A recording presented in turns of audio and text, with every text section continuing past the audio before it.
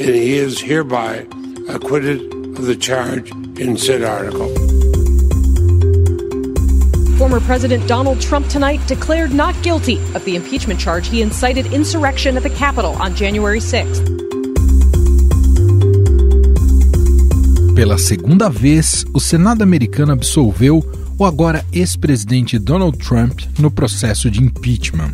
O republicano, que já havia sido condenado pela Câmara dos Deputados, era acusado por incitação à insurreição e à violência por seu papel nos ataques ao Capitólio, ocorridos em 6 de janeiro.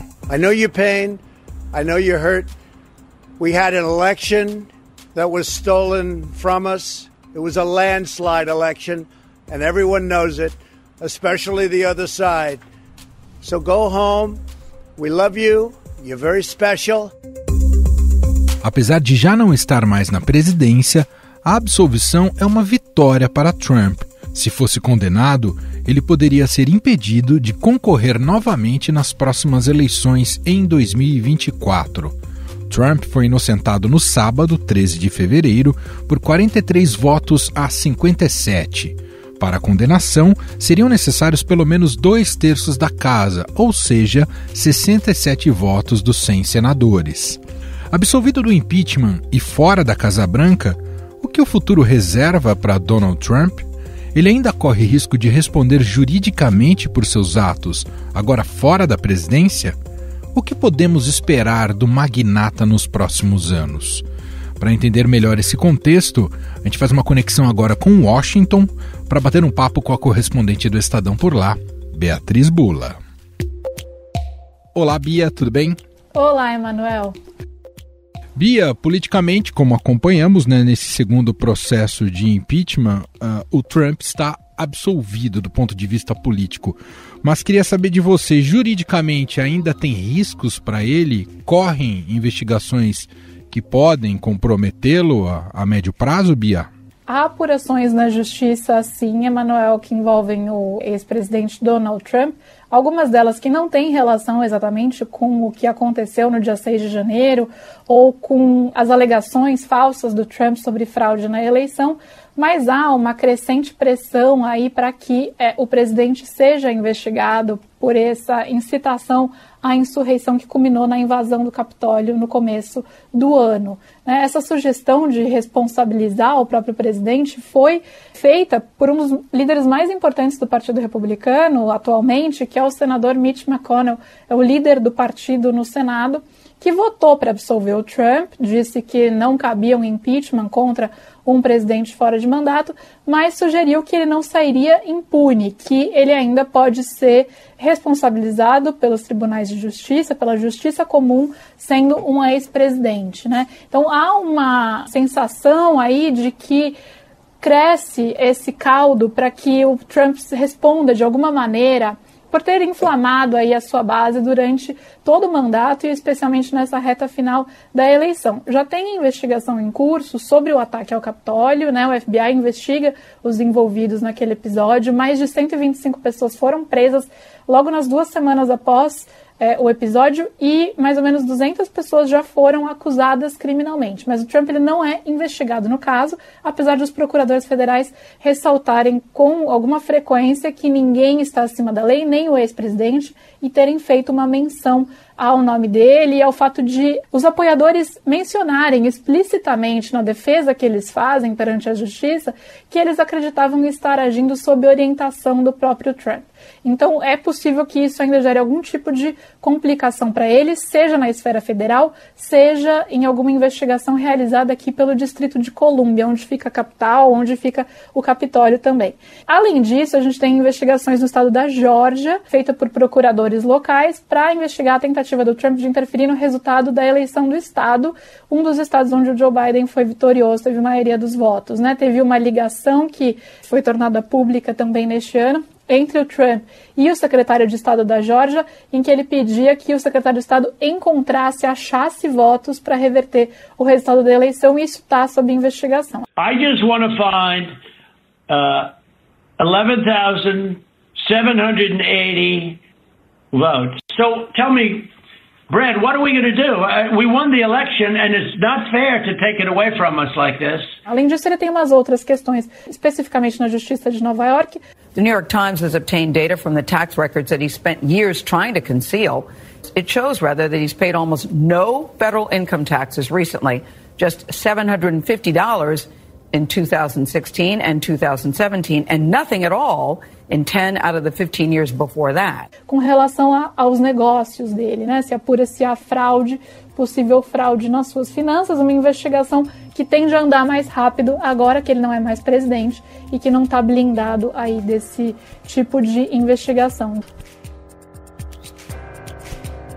A gente sabe, acompanhou ao longo de todo o mandato do Trump, que ele sempre dependeu muito das redes sociais, né, para se fazer presente no debate público, para governar efetivamente, mandar recados, energizar a sua base. Como é agora esse Trump sem redes sociais? Ele foi efetivamente silenciado, Bia? Ele tem se mantido muito silencioso, sim, Emanuel, e agora sem essas plataformas que ele usava para se comunicar diretamente com o público, né? E postagens no Twitter, no Facebook, ele usava bastante o Twitter de madrugada, de manhã, enfim, o Trump repercutia e criava ali os próprios fatos que ele queria que dominassem a atenção da imprensa e também do seu eleitorado.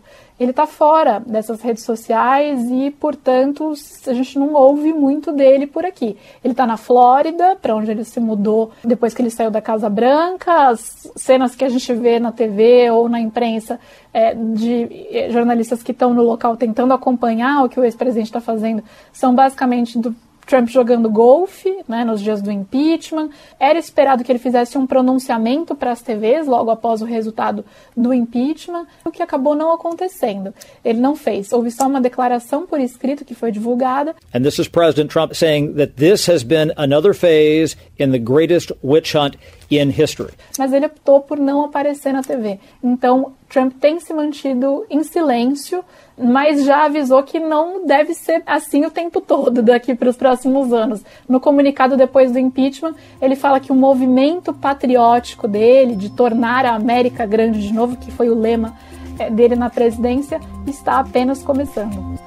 Muito bem, Beatriz Bula, correspondente do Estadão em Washington, sempre trazendo todo o cenário, o contexto ali da política americana aqui pra gente. Muito obrigado mais uma vez, Bia, um abraço. Eu que agradeço, Emanuel, um abraço.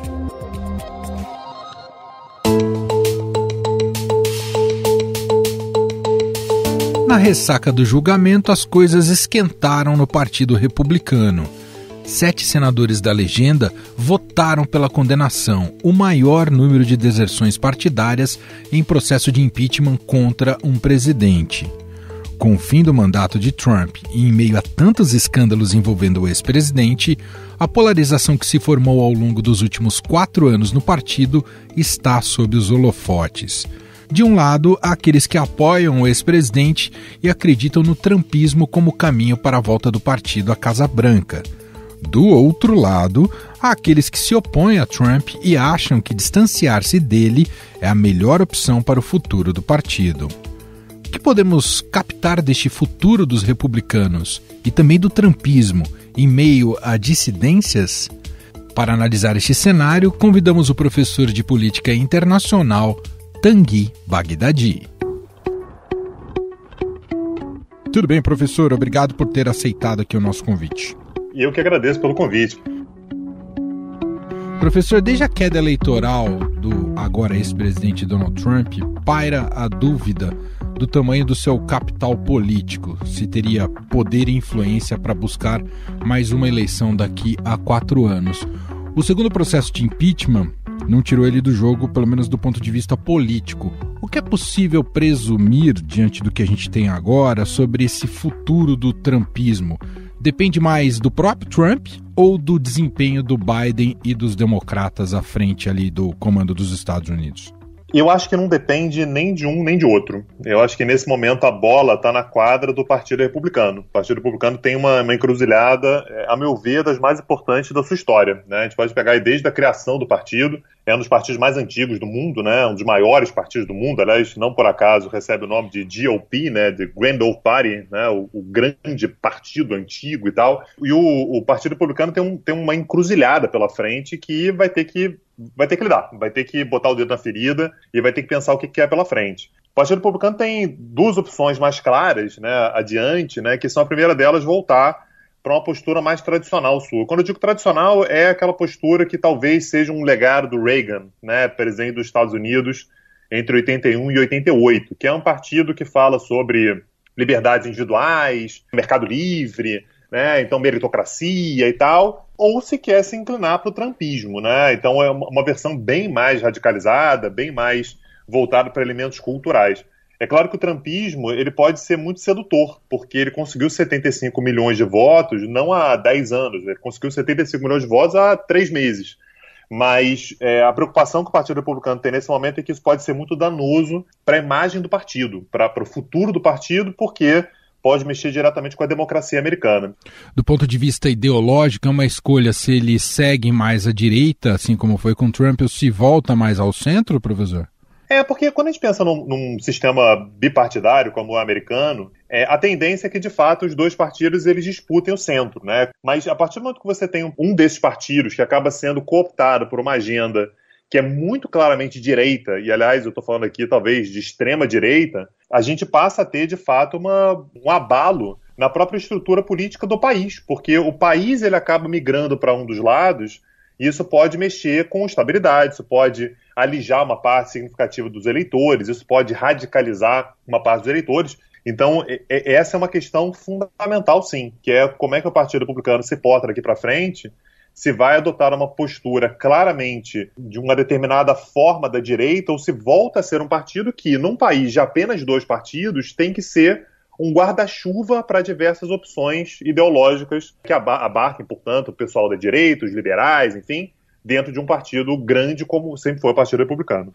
Os desafios também para o Biden não são pequenos, né? Até pensando nessa contraposição aí de forças, né, do bipartidarismo e da força ainda do Trump, os desafios não são poucos diante do contexto em que ele pega o país, principalmente por causa da pandemia, mas também com viés de baixa para a economia. Isso tudo pode colocar em xeque também esse sucesso agora colhido nas urnas, não é, professor? Sim, a gente tem tanto o cenário doméstico polarizado, a gente tem a questão da pandemia com efeitos econômicos ainda imprevisíveis, a gente não sabe, né, o que acontece, mas a vacinação começou, mas sabe-se lá, novas variantes, atraso na vacina, o que pode acontecer com a economia, qual é a velocidade da recuperação da vacina. O Biden tem contra si, exatamente por conta desses elementos, uma oposição de uma forma que eu acho que nenhum presidente nos últimos tempos teve nos Estados Unidos, que é uma oposição de fato muito raivosa, né? Uma oposição que fala de fato em eliminação dos oponentes. Isso é um legado que o Trump deixou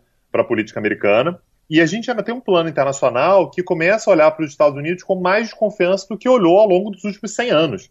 Afinal de contas, se os Estados Unidos tiveram um presidente Trump e foi eleito em 2016 e conseguiu esse nível de votação nas eleições de 2020, quem garante que a gente não tenha uma outra opção como essa em 2024, com o próprio Trump, por exemplo, dizendo que eventualmente poderia voltar? E, portanto, levanta a pergunta que dá para contar com os Estados Unidos na construção de uma ordem internacional? Até pouco tempo não era que se contava com os Estados Unidos. Os Estados Unidos eram os mantenedores da ordem internacional, das grandes organizações, dos grandes valores, dos grandes debates, gostemos ou não, os Estados Unidos estavam lá. Houve, ao longo dos últimos 4 anos, uma desconfiança grande, porque os Estados Unidos disseram que não queriam mais assumir esse papel. Agora o Biden está dizendo, não, a gente quer sim, a gente está aqui, a gente vai assumir essa responsabilidade. Mas já há uma leitura internacional de que 75 milhões de americanos votaram por um candidato cuja proposta era exatamente não assumir esses custos. Como é que fica, portanto, para 2024 é uma incógnita para todo mundo. E pensando em nível global também, professora, a queda do Trump significa um real declínio dessa direita radical ideológica, que temos a figura do Bolsonaro talvez mais alinhada a ele como exemplo aqui no Brasil, entra num declínio ou é muito cedo para afirmar isso, professor? Eu acho que é cedo para afirmar, me parece que é claramente um viés de baixa, né? Afinal de contas a gente está falando sobre a maior potência do mundo, um país que tem uma influência cultural, política enorme no mundo inteiro. Então, isso ter acontecido nos Estados Unidos é sintomático, gera, portanto, efeito para o resto do mundo, mas eu acho cedo ainda para dizer que esse é um fenômeno enterrado, um fenômeno do passado. Na sua visão, o Partido Republicano perdeu uma oportunidade com o segundo processo de impeachment de banir o Trump ali, as pretensões políticas do Trump, ou faz parte do jogo, na hora H, defender, digamos, corporativamente mais a ala do partido e ter barrado o impeachment, professor? Eu acho que faz parte. Não me decepciona tanto assim. É claro que eu adoraria ver o Trump expurgado do jogo político americano por todo o mal que ele causou para a própria estrutura democrática de um país influente como os Estados Unidos, o que traz impactos, inclusive, para nós aqui no Brasil. Mas eu consigo entender a decisão do partido, se a decisão for essa, de fazer uma discussão intramuros. Mas é fundamental, de qualquer maneira, que essa decisão do Partido Republicano de não embarcar no impeachment contra o Trump não seja simplesmente naturalizar essa opção política e, eventualmente, trazer um Trump ou um trumpismo, com quem quer que seja, em 2024, que o Partido Republicano volte a ser um partido importante demais para os Estados Unidos, um partido importante demais para o mundo, que ele traga, portanto, que ele se atenha à sua tradição. Mas eu consigo entender racionalmente a decisão do Partido Republicano de tentar passar por cima de um impeachment como esse. O impeachment é algo embaraçoso para o partido. Não é assim de uma hora para outra que você simplesmente o descarta, mas espero que isso não signifique uma não rediscussão dos rumos do partido daqui para frente.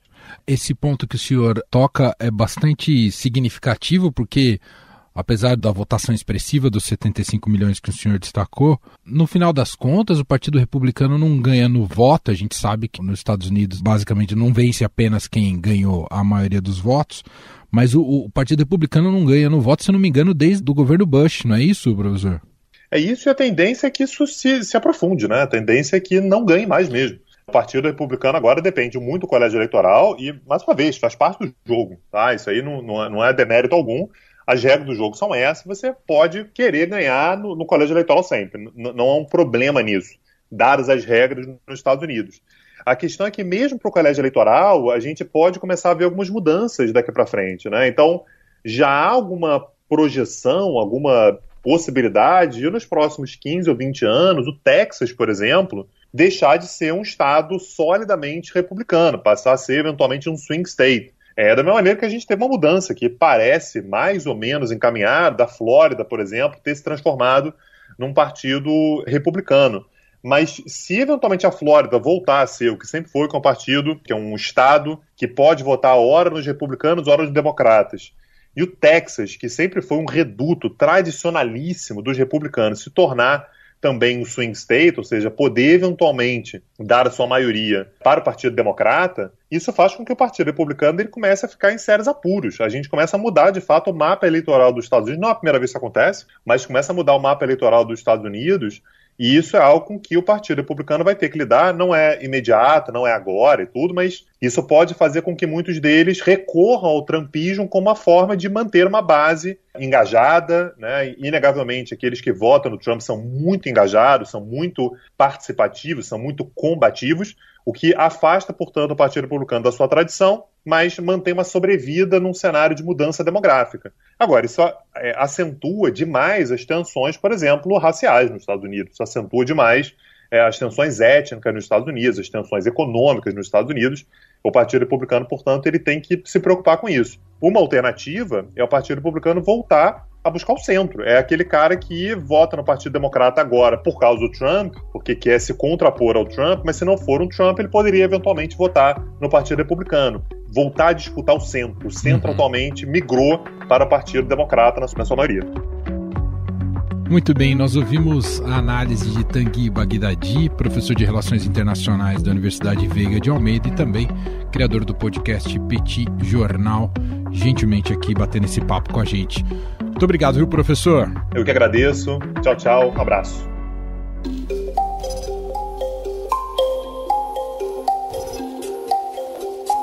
Estadão Notícias. E este foi o Estadão Notícias de hoje, quarta-feira, 17 de fevereiro de 2021. A apresentação foi minha, Emanuel Bonfim. Na produção e edição, Bárbara Rubira e Ana Paula Niederauer. A montagem é de Carlos Amaral. O diretor de jornalismo do Grupo Estado, João Fábio Caminoto. Escreva pra gente, podcast@estadão.com. Um abraço para você e até mais.